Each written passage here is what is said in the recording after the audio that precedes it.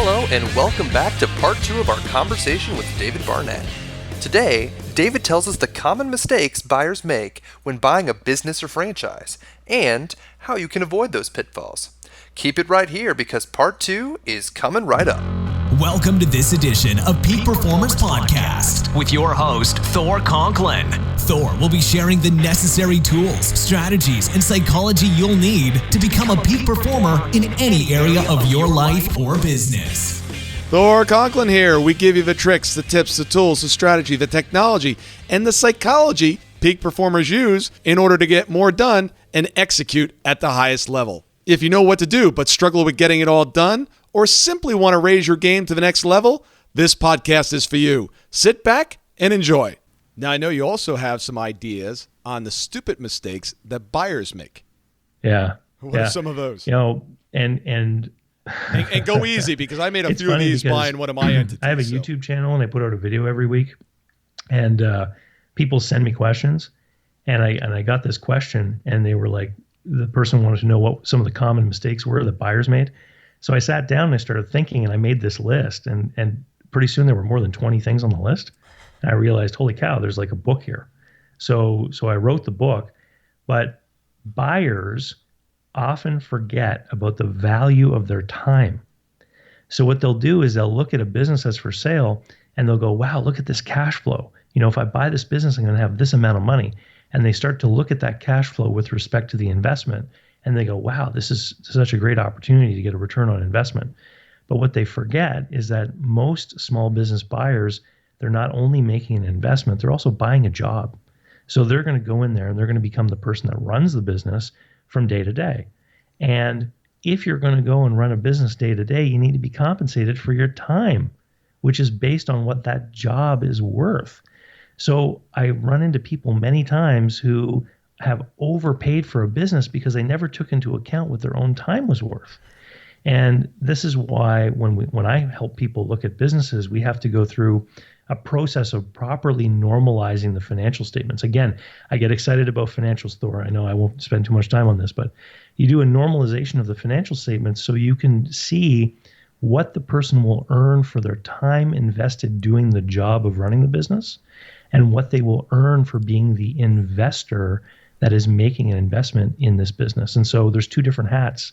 People get it confused all the time. No question. I was actually under contract in the due diligence phase of the restaurant, and I realized that after I brought in the management team, I would lose money for 2.5 years, gain the money back after 2.5 years, and break even after 5. I'm like, no, that's not a good deal.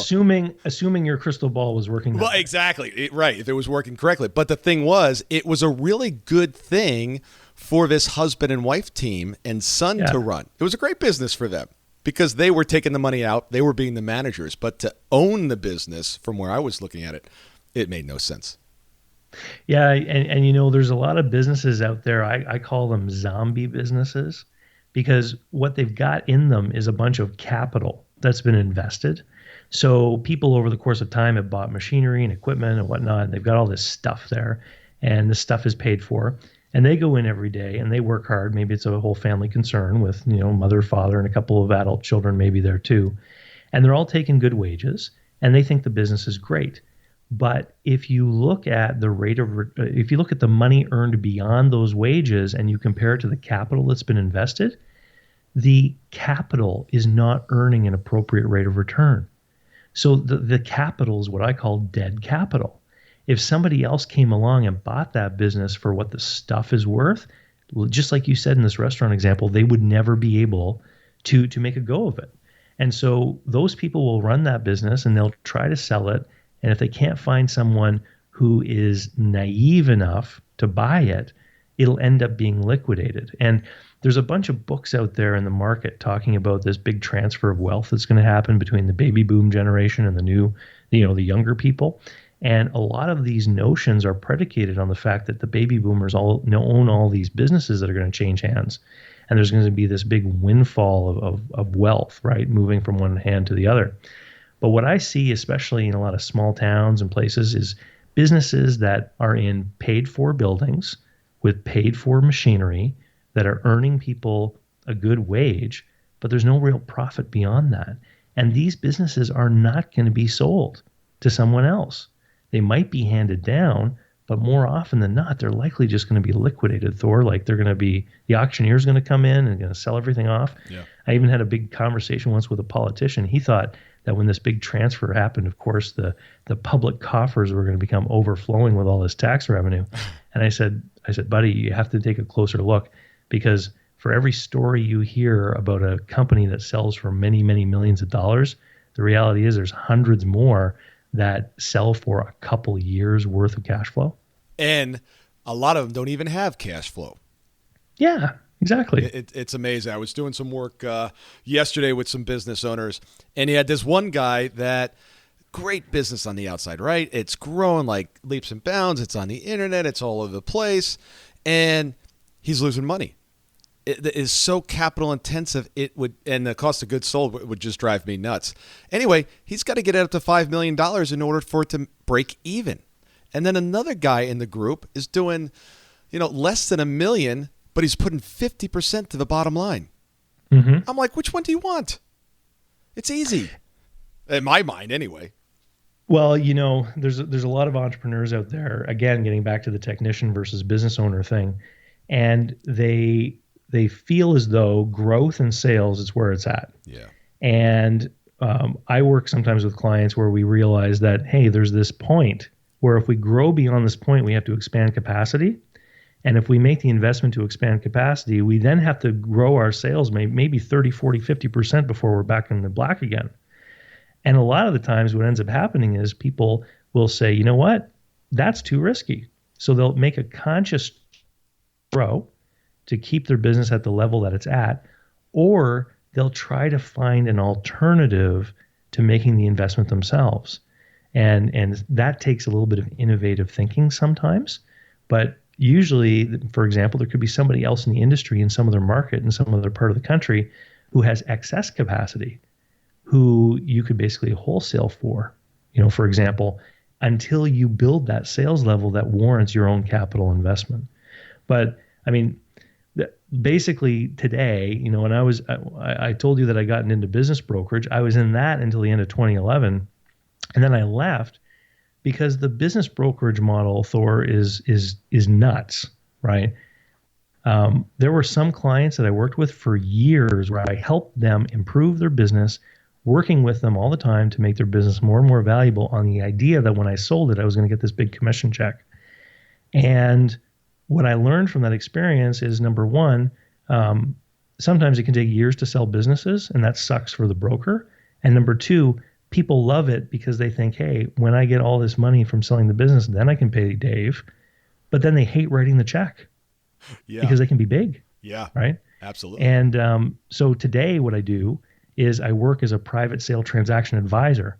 And instead of being a commission-based person, I basically work with buyers and sellers, and I guide them through the process, and I just charge them fees for what I do as we go through. So now, talking about this stuff, helping people improve their businesses, I work with them like a consultant does, and they pay me over the course of time, and it makes me much happier, of course, because instead of waiting years for a commission check, I send out invoices every week.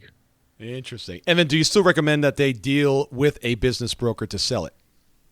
I wrote a book called How to Sell My Own Business.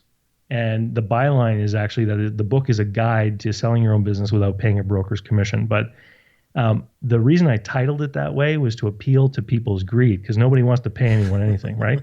If people think they can buy this book and do it themselves, they will. The first half of the book, though, explains to people who should really be using a business broker, and more importantly, Thor, how to identify a qualified one. Because the problem with business brokerage is that the commission rates are higher than real estate, and those big paydays, those windfall paychecks, can attract people into the industry like moths to a light kind of thing. And so there are all kinds of people who get into business brokerage who have no idea what they're doing because they want to get those big checks. And so the first half of the book is a checklist of what to look for to make sure that the person you're dealing with is actually qualified and knows what they're doing. And then the second half of that book is actually where I tell people, here is the process to do this if you want to do it yourself and not pay those commissions. But if you have a going concern, which is making good money and is very profitable and requires a lot of your time and attention, then a lot of the time I tell people that they should probably be using a broker. It's good advice. And, I also, I'm always preaching, figure out how to get yourself out of the job. Yeah. Because you're not going to be going with the company. You may be going with the company for a period of time because they may want you there for the intellectual capital and so forth, and there might be an earnout. But at some point, you're no longer going to be with the company. Get it to the point, and no one wants to buy a company that's dependent upon you because they're not buying you. Yeah.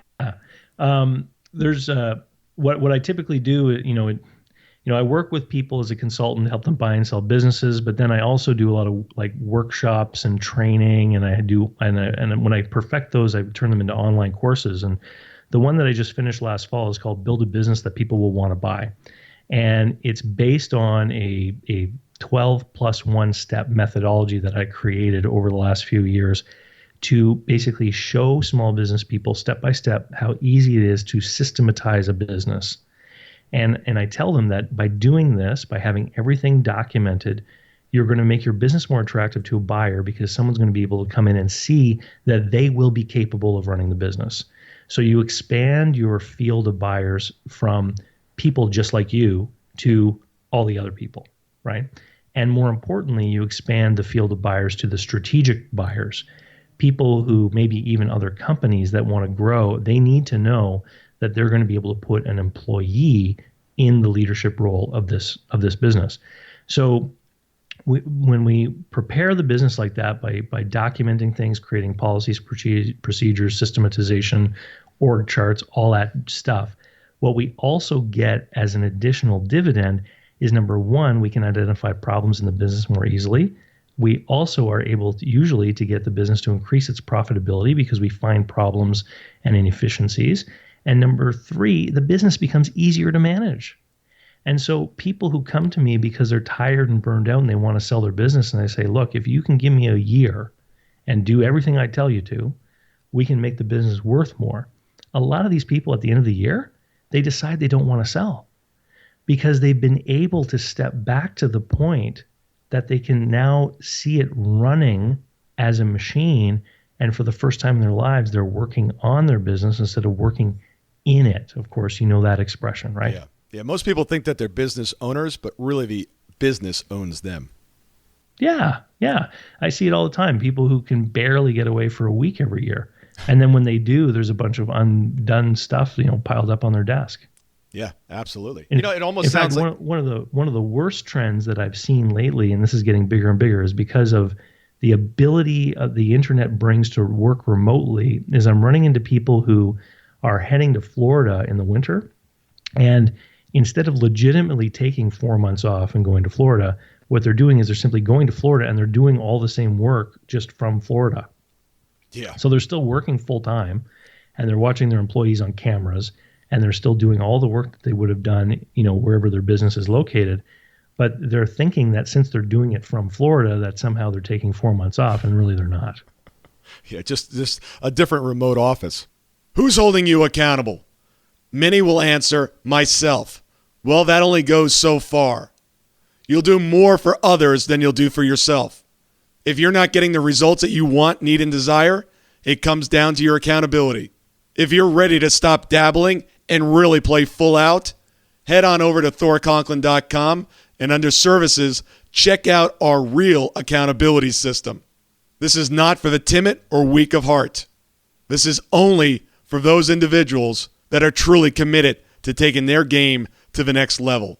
Stay tuned for part 3 of Thor's interview with David, where he tells us the problem with the franchise model and how running a franchise is more like leasing a business than running your own. Be sure to tune in for the next episode of Peak Performers Podcast.